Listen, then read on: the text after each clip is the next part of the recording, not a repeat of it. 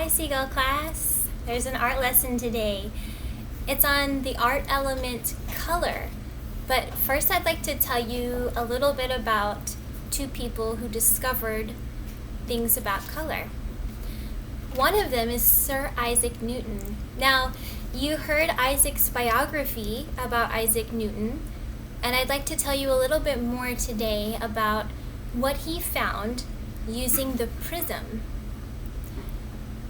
So he used prisms to study light, and when he held a prism to channel the light onto a white surface, he saw what's called a spectrum of colors. It was a band of colors of all the colors, each one blending into the next. Well, the color spectrum that Isaac Newton observed arranged the colors in a very specific way every single time. Red blended into orange, which blended into yellow, going all the way through the colors of the rainbow, ending on violet. He saw how these colors were ordered, and he thought about how they were related to each other. We like to be near people who we have a lot in common with, just like these colors. They like to be near other colors that they had a lot in common with.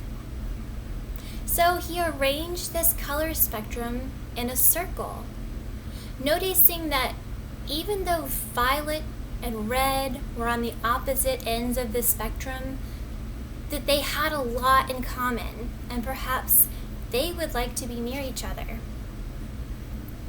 This is the circle that he created. You can see he has red, orange, yellow, green, blue, indigo, and violet. He observed these 7 colors. Now, Newton studied a lot of different subjects, including physics and music, so he was able to make connections between subjects. What a cool way to learn and think. Well, he split his color wheel into 7 separate colors so that they could be matched to the musical notes on the diatonic scale. So you may remember learning about that with Mr. Peter in music, or maybe you take piano lessons or some other kind of music instrument lesson where you've heard about the diatonic scale. Newton studied these colors as they appeared through light, through a prism. But later, there was a writer named Johann Goethe who studied the colors as they appeared in pigments, like in paint or color pencils or other art media. Goethe arranged Newton's color wheel so that each color would take up the same amount of space. And he got rid of indigo because he felt like the way that people see color has more to do with violet and blue, and that the indigo wasn't quite as important, that it was just in between the blue and the violet. He discovered that when we mix primary colors, remember those are red, blue, and yellow, that countless other colors could be made by mixing them. And that brown is made when colors that are opposite of each other on the wheel were mixed together. That's what you found out also when we did color mixing. So today we're going to be making our own color wheel, much like this one that Johann Goethe made. I will be using watercolors and watercolor paper. I would recommend using watercolors. If you don't have those, any kind of paint is a good idea.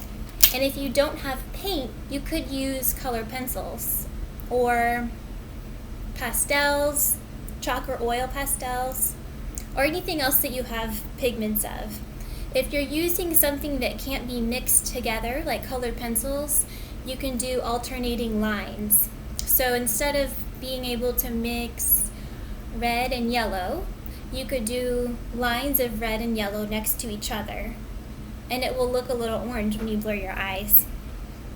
So take something that you can trace that's circular, that takes up almost all of your paper, and go ahead and trace that circle.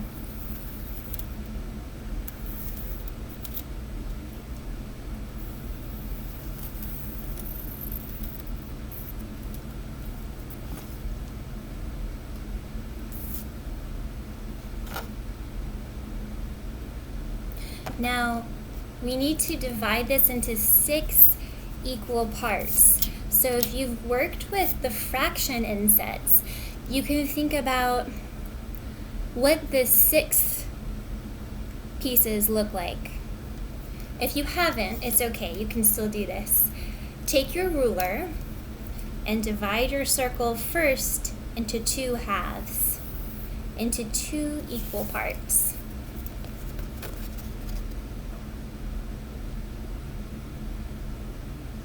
Next, we're going to be making an X that goes through the center.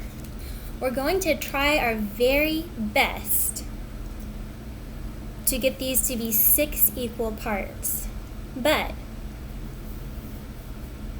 we might not make it perfect, and that's okay.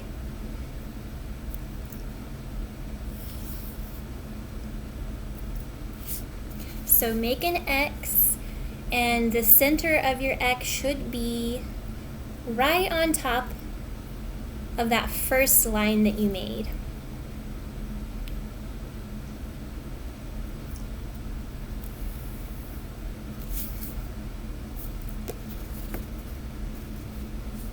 So we made the first line that divided our circle into 2 equal parts.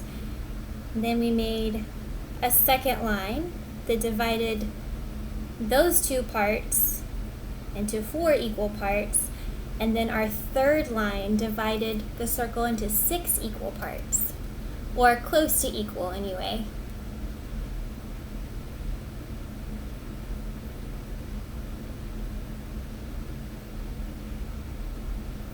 Okay, now make sure you have something on your table to protect it from the paint or whatever it is that you're using.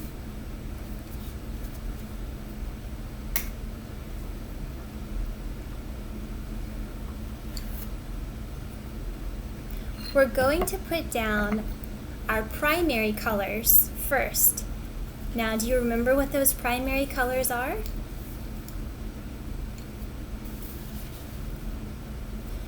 So I'm going to first put some red out on my palette.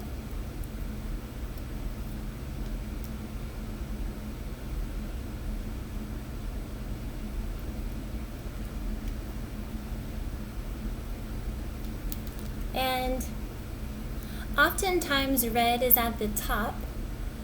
However, it doesn't have to be. Since this is a color wheel, it doesn't matter really what the top is, but the colors which are next to each other is what's important. So you can just start painting or otherwise coloring in one of these sections as red.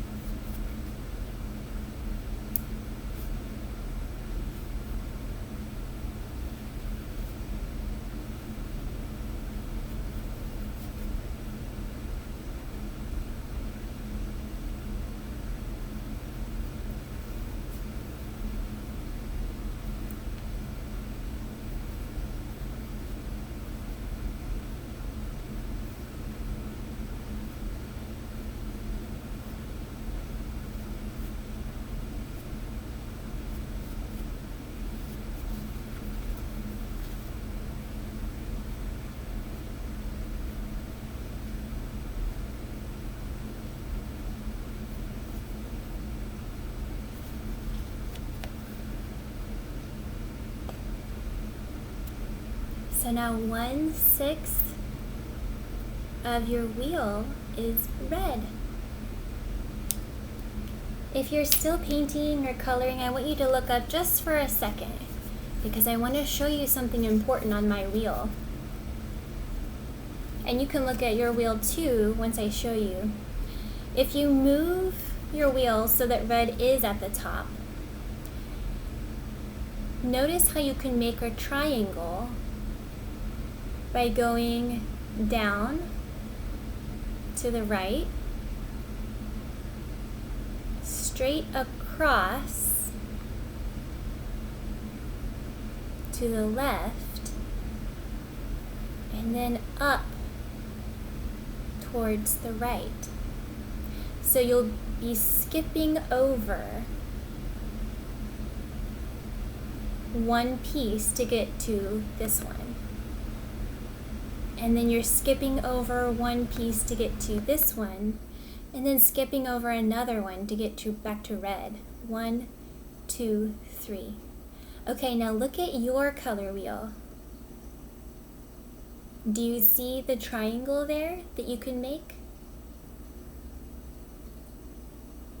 Well, that triangle is going to be the triangle of primary colors: red, blue, and yellow, or rojo, azul, amarillo.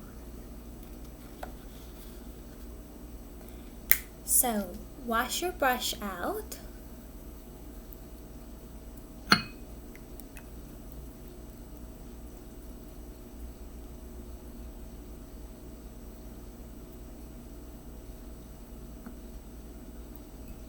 If you're finished with the red,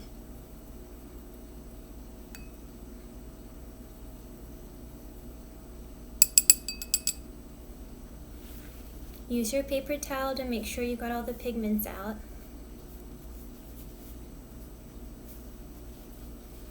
And now you can paint one of your 6 of your wheel blue. Moving from the red, skipping over one of the 6 to a vertex of the triangle.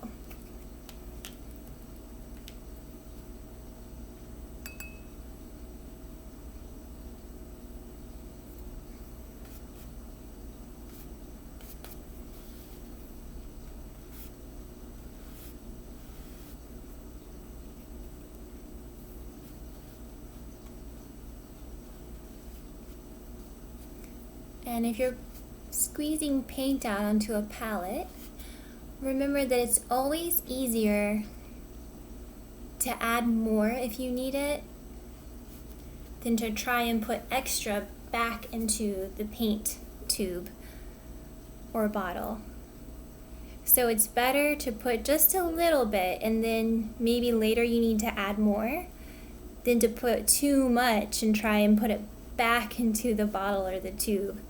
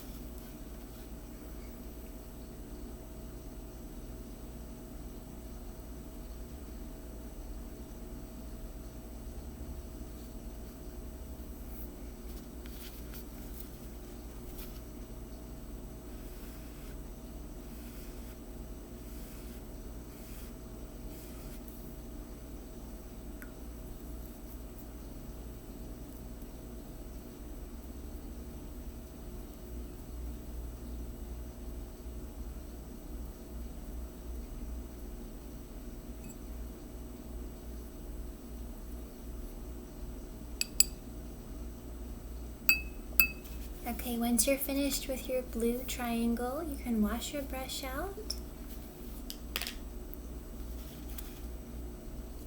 And then you can complete the triangle of primary colors by painting one of the 6 sections yellow. So there should be a blank section in between the blue and the yellow, a blank section between the red and the yellow, and then a blank section between the red and the blue. So this one will be painting yellow.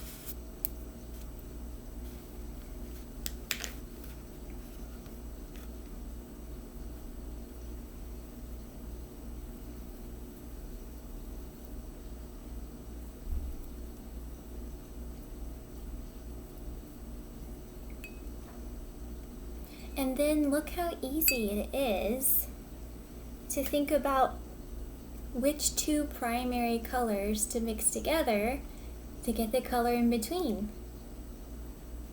So for this piece, between the red and the yellow, you'll mix red and yellow on your palette and then color this piece in with the color that you make. For this piece, you'll mix together blue and yellow on your palette, and then with that color you'll fill in this piece between blue and yellow. For this piece, you'll mix together blue and red on your palette, and then fill this piece in with the color that you make when you mix the blue and red together.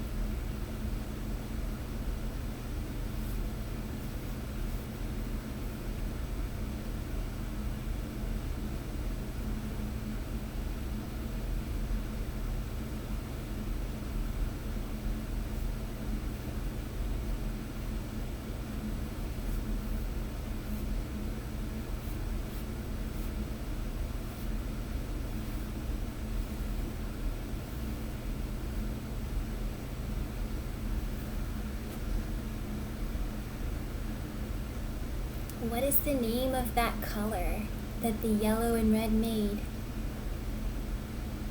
It's orange. Do you remember what that type of color is? The category that orange belongs to? A secondary color. By mixing two primary colors, you made a secondary color.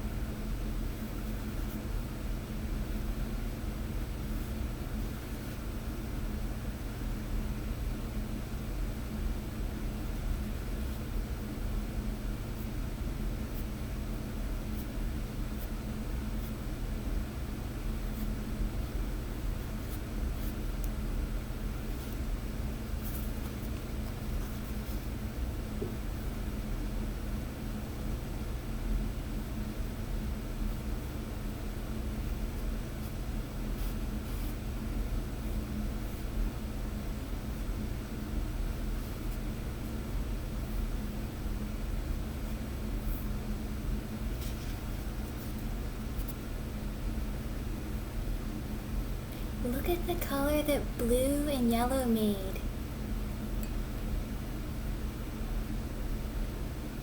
What name do we give that color? It's green. What's the category of the color green? What type of color is it? It's a secondary color. We mixed two primary colors and we got a secondary color.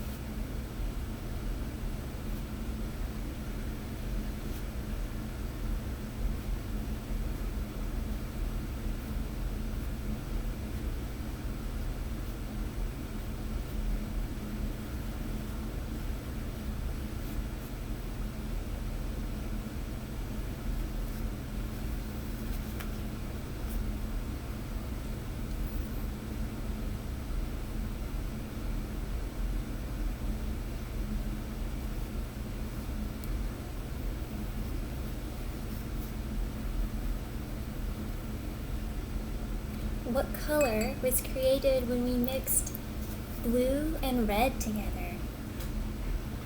Purple or violet? What category does violet belong to? It's a secondary color. We mixed two primary colors to get a secondary color again. How many colors total are on your color wheel? 1, 2, 3, 4, 5, 6.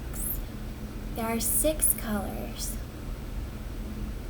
How many primary colors are on your color wheel?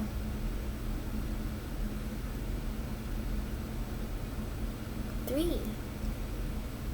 How many secondary colors are on your color wheel? 3. What is the fraction of primary colors on your color wheel?